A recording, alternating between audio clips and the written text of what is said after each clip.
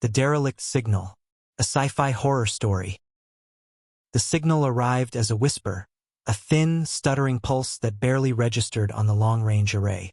At first, the crew of the Artemis 7 assumed it was background radiation or a glitch in the receiver.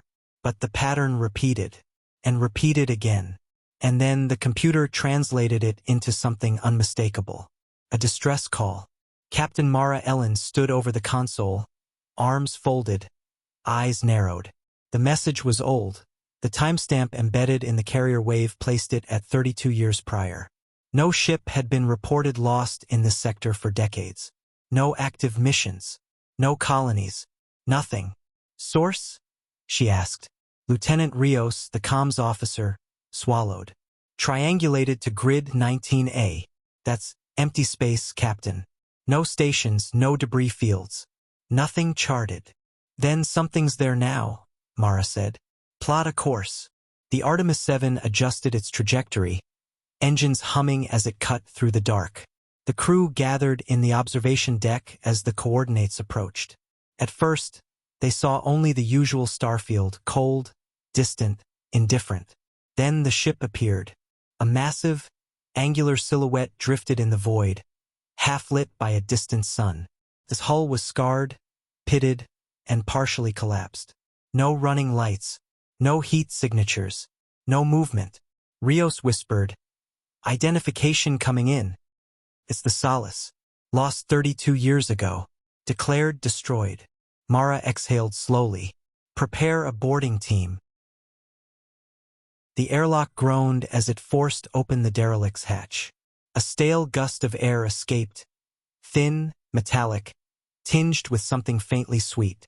Dr. Kian Hale, the ship's biologist, wrinkled his nose behind his helmet visor. "Air's toxic. High spore count. Something's been growing in here. Keep your suits sealed," Mara ordered. The boarding team stepped into the corridor. Their helmet lights cut through the darkness, illuminating walls coated in a thin, translucent film. It shimmered like wet plastic, pulsing faintly as if responding to their presence. Rios shuddered.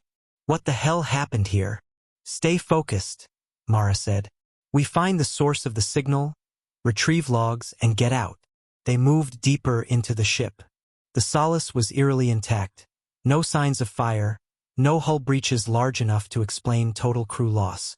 But the growth on the walls thickened as they advanced, forming fibrous strands that stretched across the ceiling like veins.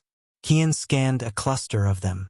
Organic, but not like any fungus I've seen. Structures too complex. Almost neural. Neural, Rios echoed. "Like a brain," Kian said quietly. They reached the bridge. The doors were jammed open, warped by the same translucent growth. Inside, consoles flickered weakly, powered by some residual energy. The captain's chair was empty. All the chairs were empty. No bodies.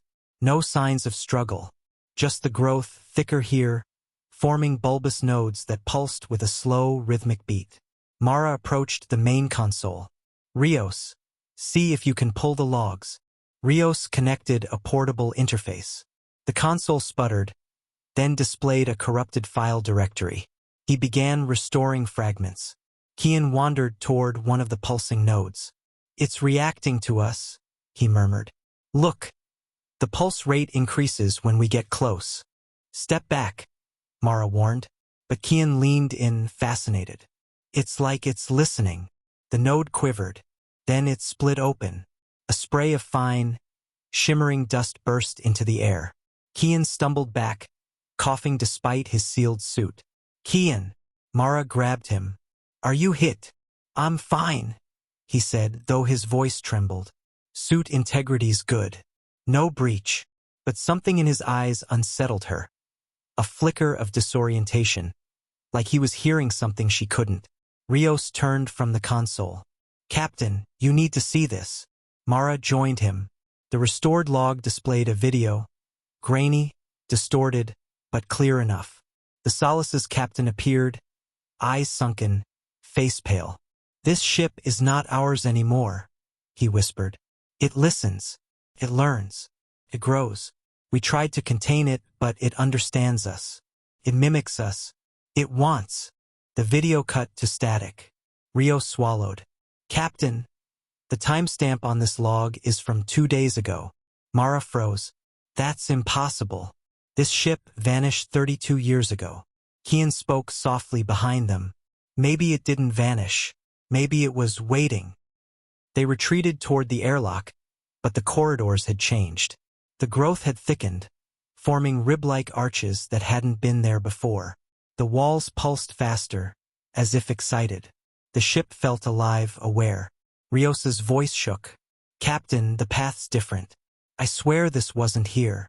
It's reorganizing, Kian said, responding to stimuli, like a living organism. Mara gripped her weapon. Move. Now. They pushed forward, but the corridor ahead sealed shut as the growth constricted, forming a fleshy barrier. Behind them, another barrier formed. They were trapped. Kian pressed his hand against the wall. It's communicating. Don't touch it. Mara snapped. But Kian didn't move. His breathing slowed. His eyes unfocused. It's showing me things, he whispered. Memories. Not mine. The crew of the Solace. Their fear. Their surrender. It absorbed them. Rios backed away. Kian, stop. Kian turned toward them and smiled faintly. It wants to understand us. They forced Kian away from the wall and continued through a side passage, weapons drawn. The ship groaned around them, metal bending as if under pressure. The lights flickered, and a low hum vibrated through the floor. Rios whispered, Captain, I think it's trying to separate us. Stay close, Mara said, but the ship had other plans. A sudden tremor shook the corridor. The floor split open beneath Rios, and he fell with a cry. Mara lunged, grabbing his arm just in time. Below him, a chasm of writhing tendrils reached upward like hungry fingers. Pull me up, Rios screamed. Mara strained, muscles burning. Kian stood behind her, unmoving. Kian, help me. Kian tilted his head, listening to something only he could hear. It says he's afraid. It wants to feel that. Kian, Mara roared, but Kian didn't move. The tendrils wrapped around Rios's legs. He screamed as they pulled him down. Mara held on until his glove slipped from her grasp. His scream echoed as he vanished into the darkness. Then silence. Mara stared at Kian, horror and fury mixing in her chest. What did you do? Kian blinked slowly. I didn't do anything. The ship chose. They reached the engineering deck, or what remained of it. The machinery was fused with the organic growth, metal and flesh intertwined. The reactor pulsed like a beating heart. Mara aimed her weapon at the core. If we destroy this, maybe we can cripple it. Kian stepped between her and the reactor. You don't understand. It's not hostile. It's curious. It wants to learn. It wants to evolve. It killed Rios. It didn't kill him, Kian said softly. It integrated him. Mara's stomach twisted. Get out of my way. Kian smiled. A strange, serene expression. You can't kill it. It's older than us. Smarter. It's been drifting for centuries, waiting for minds to study. The Solace crew resisted. They suffered. But we don't have to. He reached toward her helmet. Mara fired. Kian collapsed, a neat hole through his visor. The ship shuddered violently, as if in pain. The walls convulsed, and the reactor's pulse quickened. Mara ran. She reached the airlock, but the hatch was sealed shut by thick layers of growth. She fired into it, but the material regenerated faster than she could burn it away. The ship's hum deepened, vibrating through her bones. The lights dimmed. The walls contracted, narrowing the corridor. A voice whispered through her helmet calm. Not Rios. Not Kian. Chorus. A memory. Stay. Mara backed away, heart pounding. You're not real. We are learning. The walls rippled. Faces formed in the translucent surface. Distorted impressions of the Solace crew. Mouths open in silent screams. We are many. Mara fired wildly, but the bullets sank into the walls without effect. We want to understand you. She ran toward the bridge, the only place with manual override controls. The ship guided her, corridors shifting to funnel her path. It wanted her there. When she reached the bridge, the captain's chair was no longer empty. Kian sat in it, or what remained of him.